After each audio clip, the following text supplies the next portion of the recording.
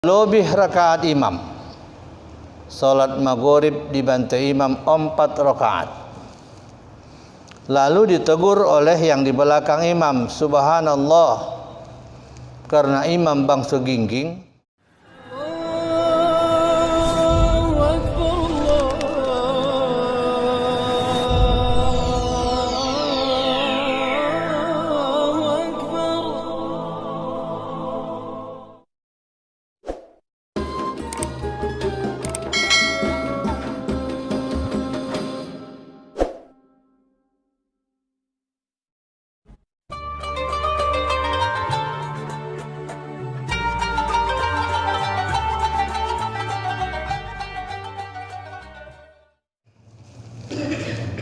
Assalamualaikum warahmatullahi wabarakatuh. Alhamdulillahillazi 'allamal insana ma lam ya'lam. Asyhadu an la ilaha illallah wahdahu la syarikalah wa asyhadu anna Muhammadan abduhu wa rasuluh la nabiyya ba'dah. Subhanaka la ilma lana illa ma 'allamtana innaka antal alimul hakim. Rabbis shrah li sadri wa yassir li amri wahlul 'uqdatam min lisani yafqahu qawli. Alhamdulillah, pada malam hari ini Allah masih memberikan umur yang panjang kepada kita. Mudah-mudahan jadilah kita sebagai hamba Allah yang pandai bersyukur kepadanya. Kemudian salawat dan salam kepada Rasulullah sallallahu alaihi wasallam. Mudah-mudahan dengan ungkapan salawat bahwa kita tergolong orang-orang yang mencintainya. Semoga kita bersamanya pula dalam surga Jannatun Naim. Kajian kita malam hari ini, syarat sah menjadi makmum. Ada 10 macam yang menjadi syarat sah menjadi makmum dalam solat berjamaah. Syarat yang pertama, tidak mengetahui solat imam batal. Saf pertama ini penuh, dari pinggir kiri sampai ke pinggir kanan sana penuh. Di belakang imam nih, orang yang pas di belakang imam menengok kalau kain imam itu kuyak, bahwa aurat imam sedang terbuka, terutama jelas nampak pada waktu sujud.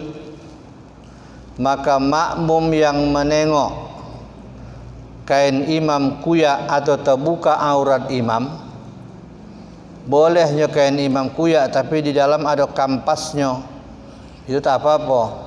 Ini kandas tak ada kampasnya, langsung nampak coklat warnanya.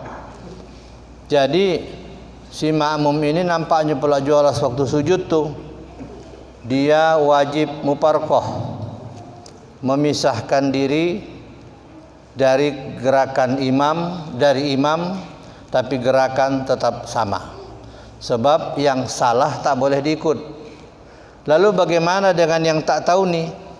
Tak tahu ni tak apa-apa, aman, sah salat mereka. Karena tak tahu. Yang menengok tu muparqah, yang sana mana pula semua nama menengok yang terbuka ni kan. Jadi yang tak tahu tak apa-apa. Yang tahu tu mesti dia muparqah. Syarat menjadi makmum, dia mesti tahu salat imam itu tidak batal. Karena kalau batal tak boleh diikut. Berlebih rakaat imam. Salat maghrib dibantu imam 4 rakaat.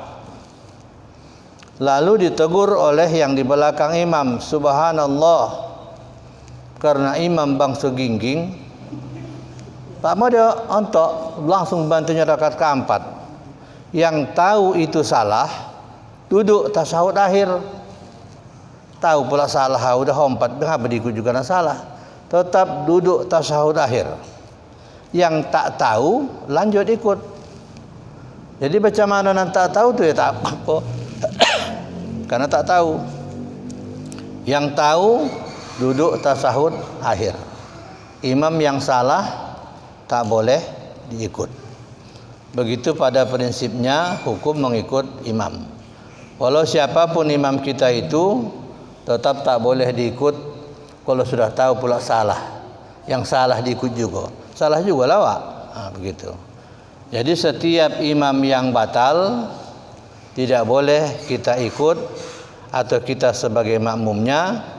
Kalau ada perbuatan imam yang membatalkan solat, kita tidak boleh mengikut dia sebagai imam kalau sudah kita tahu bahwa solatnya batal. Kalau kain imam yang koyak, tidak bisa ditegur dengan subhanallah. Karena capek pun nak membilang subhanallah, imam tak akan mengerti. Subhanallah. Punya masalah ini bacaanku cocok. Subhanallah juga tak bisa. Tapi kalau berlebih rakaat bisa ditegur dengan subhanallah. Ini subhanallah ini diucapkan kalau perbuatan itu membatalkan solat atau menghilangkan bacaan solat, mengurangi bacaan solat. Itu baru pakai subhanallah, mengurangi rukun atau berlebih. Kalau yang sunat tak bisa ditegur dengan subhanallah.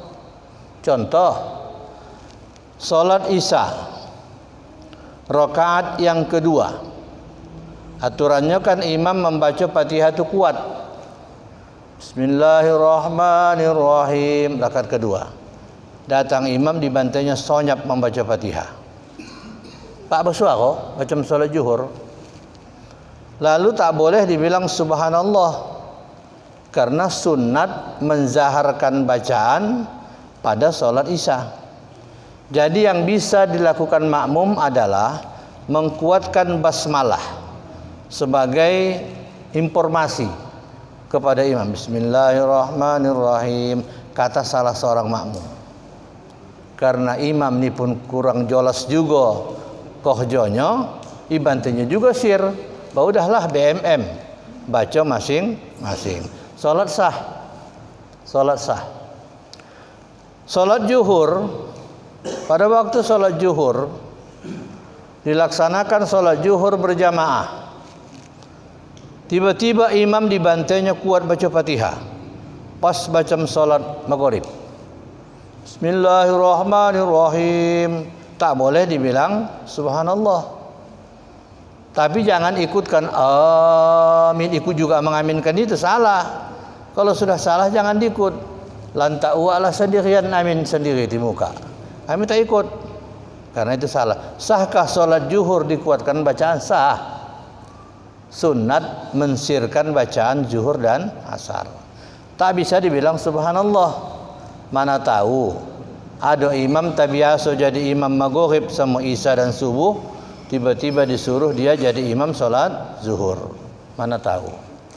Yang bisa ditegur dengan subhanallah kalau yang tinggal rukun. Contoh lain, dilaksanakan solat berjamaah. Tiba-tiba imam siap baca iftitah, langsung baca ayat, tak membaca Fatihah. Dibacanya ayat Bismillahirrahmanirrahim, Alhaakumut takasur, subhanallah, kata makmum. Itukahnya ayatnya. Bismillahirrahmanirrahim, wailul likulli humazatil lumazah, subhanallah. Tak mungkin kata makmum Al-Fatihah, batal salat makmum kalau bilang Al-Fatihah. Tetap 3 sampai 3 kali sudah ditegur tak juga berubah, kita muparqah. Kita muparqah. Jangan diikut salah. Dia tak baca Fatihah, langsung ayat dibacanya, mana sah? Langsung dia membaca ayat, Fatihah tak diikutkannya. Kita muparqah karena imam sudah menyalah. Jamaah yang dirahmati Allah, yang pertama, makmum sah menjadi makmum kalau dia tidak tahu sholat imam itu sudah batal. Yang kedua, makmum tidak menjadi makmum pada imam yang lain. Ada orang sholat 2 orang, rupanya berimam. Yang satu imam, yang satu makmum. Sebelah kiri imam, sebelah kanan makmum. Datang kawan satu lagi, mengguit yang sebelah kanan, berniat mengikut yang sebelah kanan itu juga. Tak bisa. Sedangkan dia pun yang jadi makmum. Kenapa pula diikut? Yang sebelah kiri lah kau tidak diikut. Kalaupun diguit yang sebelah kanan, supaya atrak dia ke belakang, yang baru datang tadi berdiri pas di belakang imam. Itu baru bisa. Ini tidak, yang sebelah kanan pula diikutnya. Jadi tidak bisa mengikut seorang imam sementara imam pada saat itu sebagai makmum, kecuali sudah selesai imam tu.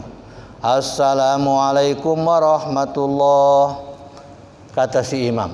Assalamualaikum warahmatullah. Maka makmum yang sebelah kanan tadi masbuk, dia berdiri menambah kekurangan rakaatnya. Karena dia posisinya pada saat itu sudah sholat sendiri, sudah lepas dia dengan imam, sudah berpisah dengan imam, maka bolehlah dia diikut. Maka awalnya dia sebagai makmum, sekarang sudah menjadi imam. Rakaat pertama dan kedua sebagai makmum, 3 dan 4 sebagai imam. Walau dia tidak berniat menjadi imam, tapi sah posisinya menjadi imam. Jadi jamaah yang dirahmati Allah, yang kedua, seorang makmum tidak sedang menjadi makmum pada imam yang lain. Artinya tidak boleh berimam kepada seseorang. Artinya juga dalam satu masjid tidak boleh ada 2 imam. Singgahlah kita di sebuah masjid. Beginilah besar masjidnya. Kita nak ke Medan, naik bus. Kebetulan kita tengok di sudut sana ada orang solat zuhur, solat berjamaah pada waktu zuhur. Sementara kita singgah pas waktu zuhur, tapi jamaah yang mustautin atau masyarakat setempat sudah bubar, sudah siap, waktunya sudah lewat. Bilanglah sudah jam 1 lewat pula kita singgah. Kita tengok di situ ada orang solat zuhur berjamaah. Solat berjamaah begitu. Sementara kita singgah. Kalau kita onda ikut berjamaah, itulah diikuti yang sebelah kanan tuh. Kalau tidak, solat masing-masing. Apalagi kita mau solat jamaah dan qasar masing-masing. Tapi kalau onda solat berjamaah itu diikuti. Jangan bikin 2 imam dalam satu lokasi. Dalam satu masjid tidak boleh terdapat 2 imam. Dalam satu masjid tidak boleh terdapat 2 imam dalam waktu yang sama, kecuali sudah siap orang tu yang sebelah sana itu, kita pula berimam di sini, itu boleh karena sudah siap sana masuk yang di sini. Kalau itu 3 trap 4 trap pun tak masalah. Tapi kalau dalam waktu yang sama itu tidak boleh. Nah, begitu kira-kira, karena imam itu boleh berganti-ganti. Jadi jamaah yang dirahmati Allah, kalau solat berjamaah itu dilaksanakan dalam satu masjid, imamnya cuma 1. Tidak ada 2 imam di dalam satu masjid, kecuali bergantian. Kecuali bergantian boleh. Kemudian yang ketiga, syarat menjadi imam itu adalah imam tidak ummi. Ummi itu artinya ada cacat bacaannya. Seperti ada seorang imam yang tidak bisa bilang huruf ra. Bismillahirrahmanirrahim. Tak bisa bilang ra. Alhamdulillahi rabbil alamin. Kan cacat ummi, itu namanya ummi. Tidak bisa menyempurnakan bacaan atau huruf demi huruf. Bolehkah orang yang seperti ini menjadi imam? boleh. Kalau makmumnya begitu semua, itu bisa. Tapi kalau makmumnya paten-paten, dia tidak bisa menjadi imam. Kecuali kalau kita di perjalanan, singgahlah kita di sebuah masjid. Kita tengok pas waktu zuhur, kita singgah, kita ngambil kita salat maghrib, singgah pada waktu salat maghrib, singgah di sebuah masjid. Kebetulan imamnya kita dengar begitu, tak bisa bilang huruf ro, kita bisa mengikut dia menjadi imam. Karena yang mengangkat dia tu tak ikut awak. Orang kampungan tu itu kemungkinan di kampung tu nam paling paten bacaannya cuma dia. Selebihnya lebih parah dari dia. Maka dialah diangkat menjadi imam. Atau dua kemungkinan. Yang kedua, dia tak mau dilengsarkan menjadi imam. Suka dihontapkan bahawa tidak lopas. Seperti pelopas pisang. Kemungkinan yang kedua juga bisa. Tapi jelasnya, kalau bukan kita mustautinnya, bukan di tempat kita, maka imam yang seperti itu masih bisa kita ikut dan masih sah salat berjamaah kita laksanakan. Kecuali memang perbuatan yang batal buat dikerjakannya, kalau itu memang tak bisalah kita ikut. Kalau sekadar hurufnya tidak sempurna, kita di perjalanan salat maghrib, isya dan subuh, imam seperti itu masih bisa kita ikut.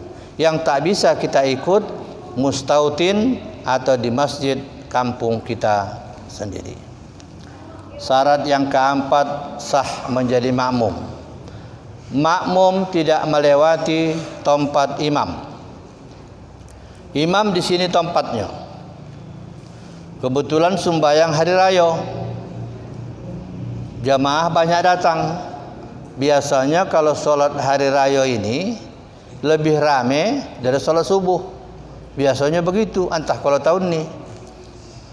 Kalau yang lewat-lewat, yang sudah kita perhatikan, jauh lebih ramai sholat Idul Fitri daripada sholat subuh berjamaah atau sholat Jumat berjamaah. Agak semangat kawan, karena iblis malas menggodanya itu, karena dibilang iblis buah pasir. Yang paling goda bonak itu pada dia kalau situ kahang kita giling tengah hari itu kata iblis tu, maka dibiarkanlah pagi-pagi itu berdatangan. Tak ada nama alas itu. Dan tak pernah kama sujud seumur hidup pun datangnya itu. 6 bulan puasa itu tak tarawih pun datang. Dan malah kecewa besar kalau dia tak ikut sembahyang hari raya. Itu saja kumpuk itu kahang.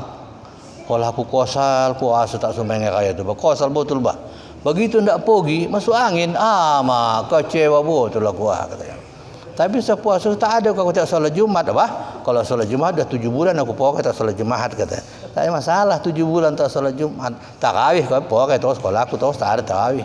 Tapi kau sembahyang kau itu kosal kali ama. Kosal aku betul bah kosal. Kecewa dia tidak ikut salat Idul Fitri. Jadi jamaah sudah penuh.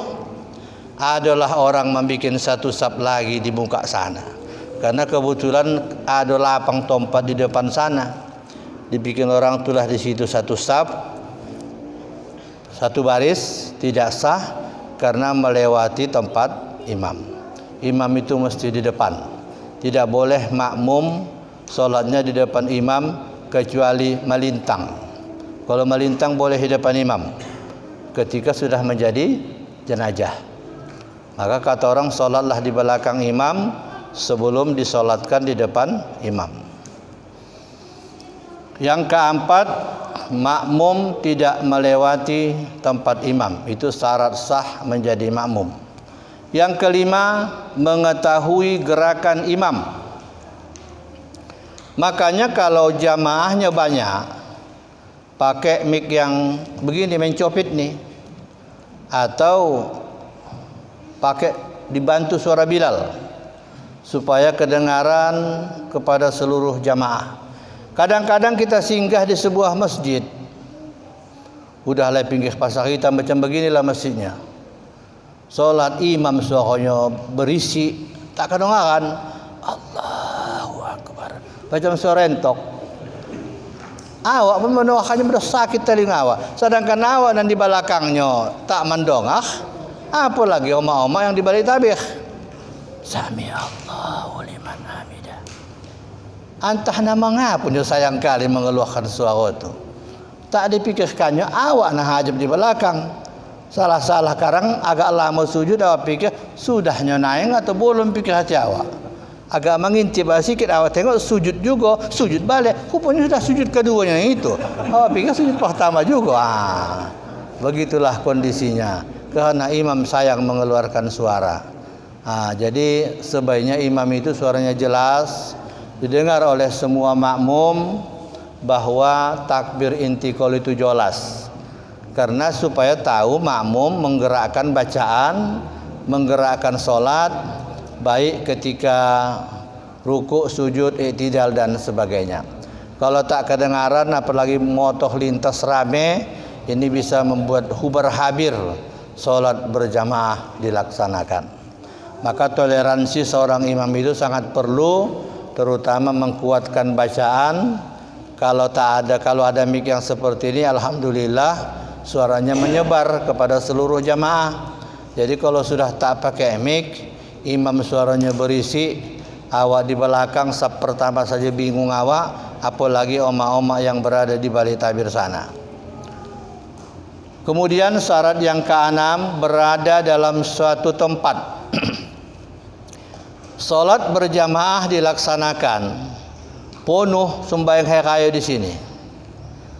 Karena sudah penuh, disambung ke seberang nunha. Ada beberapa saf lagi di seberang pasar sana, di tempat bermain sana. Bolehkah disambung ke sana? Boleh, tapi pasar lintas ditutup. Kalau lewat juga nyemotoh berarti terputus saf. Saf tidak boleh terputus. Bersambung ke belakang sana, menumpang di sebelah kiri halaman ni, sebelah kanan boleh. Tapi bersatu. Tapi kalau terputus seperti pasar itu pula, lewat juga pula orang di situ, berarti saf posisinya dalam keadaan terputus. Jadi solat berjamaah itu berada dalam satu tempat, satu pekarangan, satu lokasi, apakah dalam ruang lingkup halaman dan pagar, pokoknya sifatnya menyatu, tidak terpisah oleh yang lain-lain. Kecuali yang memisahkannya itu yang tak bisa ditumpat. Contoh sungai. Ada di salah satu daerah, seperti di daerah Tanjung Balai sana lah misalnya, masjid itu di sini, Pasar Hitam itu anak sungai. Di seberang sana sab oma-oma mengakayo pula kan bisa, karena sungai itu tak mungkin ditumpat. Kohjo bosak itu kalau menyumpat sungai gara-gara sungai kayo. Tak si kohjoan itu kan, karena tapi kalau pasar lintas bisa di stop dulu kalau bisa, ada petugas selama sholat. Habis itu sekarang kalau tinggal khutbah dan sebagainya udah dibuka lalu lintas kembali. Seperti yang kita lihat di Makkah dan Madinah. Alhamdulillah kami baru pulang umroh. Saya baru pernah satu kali menjadi imam di Masjid Nabawi. Kebetulan kami datang jam 8. Jamaah Isya sudah siap. Jadi kami yang datang belakangan ada 45 orang sholat Isya berjamaah.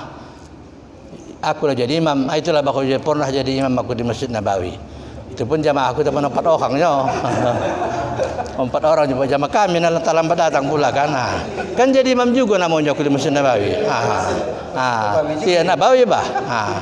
Aku pernah menjadi imam di Masjid Nabawi. Walaupun jamaahku cuma 4 orang begitu. Itu pengalaman itu. Hadirin jamaah yang dirahmati Allah. Kemudian syarat yang ketujuh, makmum berniat mengikut imam. Maka setiap makmum wajib berniat mengikut imam. Atau dalam bahasa Arab makmuman. Atau dalam bahasa Arabnya disebut makmuman, atau dalam bahasa Indonesia disebut mengikut imam. Jadi kita sebagai makmum ini tidak sah kita sebagai makmum kalau tidak berniat mengikut imam. Salat kita sah kecuali salat Jumat. Tak sah kalau tak mengikut imam. Kalau salat yang lain sah walau tidak mengikut imam, tapi tidak mendapatkan fadilah berjamaah. Kemudian yang ke-8, salat dengan cara yang sama. tidak boleh makmum solat, imamnya solat jenazah, makmumnya solat zuhur, karena cara solatnya tidak sama. Imam solat mayat, makmum solat zuhur pula tak bisa, karena tak pakai ruku dan sujud begitu. Imam solat gerhana, makmum solat zuhur tak bisa, karena solat gerhana berbeda dengan zuhur. Solat gerhana rukuknya 2 kali dalam 1 rakaat. Jadi solat zuhur kan rukuknya 1 kali. Jadi tidak bisa solat zuhur imamnya solat gerhana, makmum di belakang solat zuhur. Tapi kalau imamnya solat tarawih, makmumnya solat isya, boleh. Kita datang terlambat, imam sudah solat tarawih di depan. Sudah kita dengar tadi, salatu tarawih rahimakumullah, atau salatu tarawih asabakumullah, kata Bilal. Kita pun datang berniat solat fardu isya, sementara imam solat tarawih. Salam imam 2 rakaat, kita menambah 2 rakaat lagi karena kita posisinya masbuk. Siap isya kita, baru kita sempurnakan solat tarawih berapa rakaat yang bisa kita ikut dan sempurnakan menjadi 8 rakaat. Karena tarawih ini ada 3 pendapat. Ada yang 20 tambah 3, 23 rakaat, 20 tarawih tambah 3 witir. Ada yang 11 rakaat, 8 tarawih, 3 witir, 11 rakaat. Ada yang tak pakai rakaat. Inilah yang tak tarawih sama sekali. Terus tak ada rakaatnya satu pun. Keluar juga dari rumah, tapi tak ikut sembahyang tarawih. Tanya bininya, dari mana bang? Masjid. Tarawih. Habis tarawih tadarus, baru balik. Bayar kasihan bininya menengok, padahal di warungnya dia. Nah, itulah yang tak pakai rakaat tu. Jamaah yang dirahmati Allah. Kemudian yang berikutnya, tidak berbeda perbuatan imam dengan makmum. Artinya kalau ruku sama-sama ruku, i'tidal sama-sama i'tidal, sampai dengan salam sama dengan salam. Tidak ada perbedaan antara imam dengan makmum. Terdapat kerjasama yang baik dalam melaksanakan ibadah solat berjamaah yang dilaksanakan itu secara baik dan tertib. Mudah-mudahan kajian kita malam hari ini membawa manfaat kepada kita, mengulang-ulang kaji tentang hukum solat berjamaah. Billahi taufiq wal hidayah. Assalamualaikum warahmatullahi wabarakatuh.